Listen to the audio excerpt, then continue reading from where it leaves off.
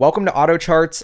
This is what I wanted to go through the US crossover and SUV sales data just to give you a flavor for potentially how many vehicles or units the Model Y could sell. So this entire category sold 7.8 million vehicles as of last year or in 2019.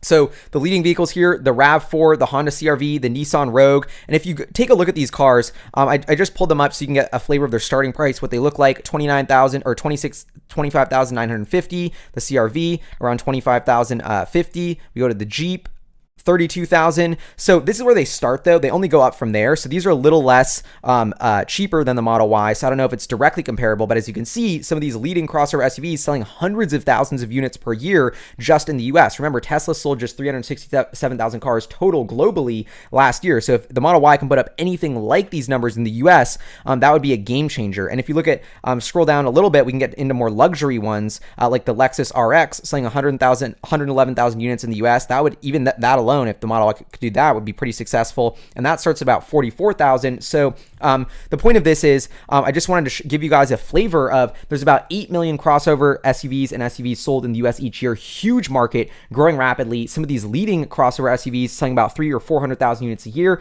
but they're priced around 30,000 average price. If we move up to that 50,000 average price that I think the Model Y will settle in at, you're looking at more 110,000 annualized sales rates, but that's just in the US. So that's to give you a flavor.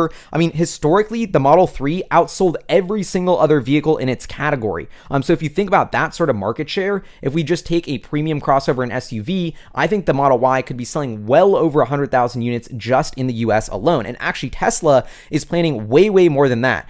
If we go into their Q4 shareholder letter, you can see that they say the production ramp of Model Y started in January 2020. Together with our Model 3s, our combined installed production capacity for these vehicles is now 400,000 per year. And then they say the ramp of Model Y will be gradual as well. We will be adding additional machinery in various production shops after such expansions are done by mid-2020. Installed combined Model 3 and Model Y capacity should reach 500,000 units per year. So that's pretty crazy right now. It's at 400,000 units, but soon it'll be 500,000 units per year. They sold just about 250,000 units of the Model 3. So even assuming Model 3 stays flat, that would be about 250,000 units of the Model Y potentially per year just at Fremont.